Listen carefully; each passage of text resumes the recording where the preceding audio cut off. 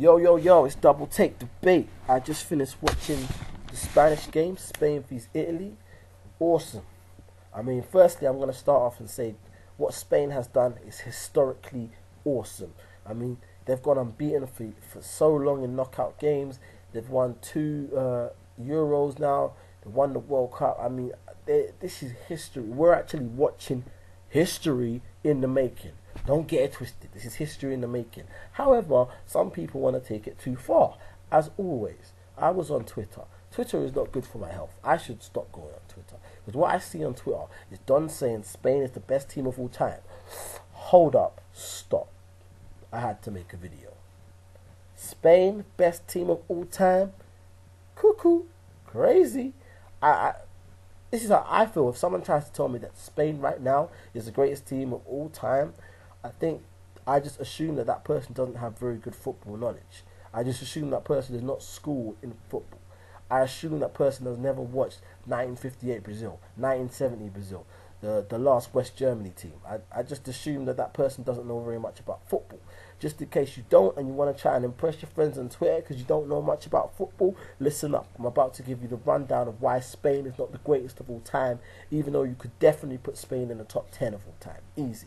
First off, Spain, and I don't want to get at Spain for this because it's not their fault, but Spain play basically 70% of them all play in Barcelona. They're all used to playing with each other.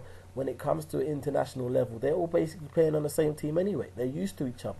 So they don't have to relearn each other. They don't have to relearn how to pass to each other, how fast the run's going to make. I don't want to hold this too much up against Spain because it's not their fault, you know. If they're all going to play on the same team, you know, good for them. But I think the fact that they all play on Barcelona, well, you know, 70% of them, it vastly helps. And I don't think many other teams in the history have ever had that opportunity. So I think how good they are can be, it can make them seem a little bit better because they flow a lot better. You know, their passing just flows because they're so used to playing with each other. Secondly, I think football has become weaker. It hasn't become less exciting because I think the excitement has grown and I think football has evolved. But I think football in terms of legends, in terms of legendary greatest all-time footballers has decreased. Nowadays we have the argument between Ronaldo and Messi, and I think not many people would argue with me that one of the only two players that could possibly go in the greatest of all time lists. But if we go to 2002, and I'm only using 2002 because that was the World Cup, if you look at some of the players that were playing in 2002, a lot of them could possibly go in the top, 30 players ever. You know, you had Zidane, Rivaldo, Ronaldinho, Ronaldo, even David Beckham. I still don't think I've seen anyone pass like him. You've got Raul, Batistuta, Oliver Kahn. I mean, I'm just throwing this off the top of my head, so, don't get me too tough. Hendrik Larsson as well. But I think football has decreased in terms of legends. You've got Ronaldo and you've got Messi, and that just seems to be it. I mean, yeah, you got David Villa, yeah, you got Sergio Ramos, yeah, you got Xavi, yeah, you got Iniesta. You could even throw Rooney out there, Lampard, Drogba. These are good players. No one's saying they're not good players, but I think football isn't what it used to be. I mean, if you look at, I think some of the reason why some of these teams don't get the credit they did is because Brazil was so good when they were. And look at the 2002 French team with Trezeguet, Zidane, Henry. That team was crazy. Even the Argentinian team wasn't even bad. What other teams were good? That was the English golden years team. I mean, even the Spanish team was looking good there. It was. I don't think any team could have run rampant like the way Spain is doing now. And I think the fact that Spain can run rampant now just shows the weakness in football internationally. Spain don't even have a legit striker. Torres is on the bench for most of the thing. You got three midfielders starting up front most of the time. I don't think that's ever happened before. Even when Brazil were winning, they had come against very tough games. Against France, against Germany, it was tough. But yeah, thirdly, and this is my last point, and you lot can tell me if I'm wrong, because I may be a little bit biased because I am Brazilian, but I think the 2002 Brazilian team would tuck this Spanish team to bed.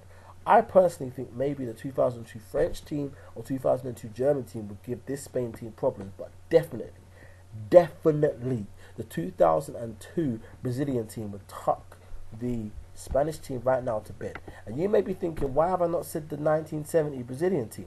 There's a reason. The reason why I don't like to compare old teams to new teams, and I like to keep it close together, is the same with any other sport, like boxing, like running. You can't really compare olden day sports to new sports, because it's evolved, it's changed. You know, we're talking about a time when sportsmen in 1970 would win and then smoke a cigar. Like, fitness has changed, endurance has changed, the way the game is played has changed, even the rules slightly have changed, even like football boots and everything has changed. So I don't really want to compare 1970 Brazil, who in my opinion is the greatest team of all time, you know, with Pele and Alberto and all of them.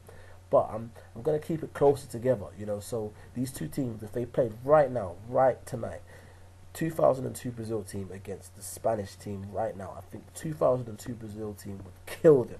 We're talking the 3 R's: Ronaldinho, Rivaldo, and R9. Then you got, you know, Roberto Carlos. This is this team was actually what I would call tantalizing.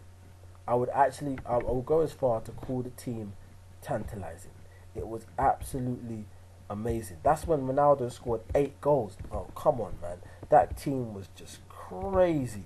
That team was just crazy. I'm trying to find a team. I don't want to misquote the team. But I can't see how the Spanish team could have beat, you know, that Brazilian team. That Brazilian team was just crazy. There was just something about it that was just, you know, was just awesome. And I think if you look at the teams they played, they did not play no rubbish teams. They did, you know, even the French team, the German team were all good. I mean, you had Cafu, Luisio, Edmilson, Carlos, Silva, Ronaldo, Rivaldo, Ronaldinho, and then on the bench you had man like Dida, Junior. Do you remember Denelson, Ed Nilsson? You had Kaka on the bench. No, come on, man. I think it's ridiculous to say that the Spanish team is the greatest team of all time. They're a very good team, greatest of all time. Behave. Thank you. Bye. Well done to Spain.